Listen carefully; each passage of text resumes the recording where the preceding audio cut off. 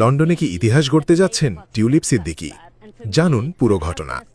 একজন লন্ডনে বসে থেকে ১৭ বছর লোকাল বাসে চলাচল করেছেন, আরেকজন পুরো লন্ডনের নেতৃত্ব দিচ্ছেন অত্যন্ত প্রতাপের সাথে।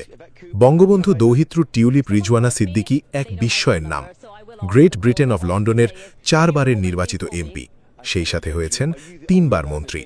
সামাজিক যোগাযোগ মাধ্যমে দাবি করা হচ্ছে টিউলিপকে যথেষ্ট ভয় পেতেন জনাব তারেক রহমান।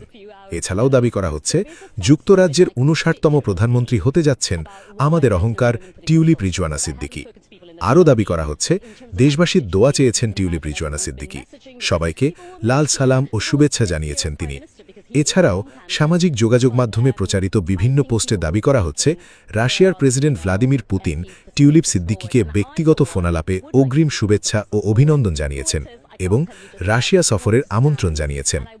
এসব পোস্টে আরও দাবি করা হচ্ছে ভবিষ্যতে রাশিয়া ও যুক্তরাজ্য যে কোনো প্রয়োজনে একযোগে কাজ করবে বলে পুতিন আশাবাদ ব্যক্ত করেছেন। মুজিব সৈনিক, জয় বাংলা।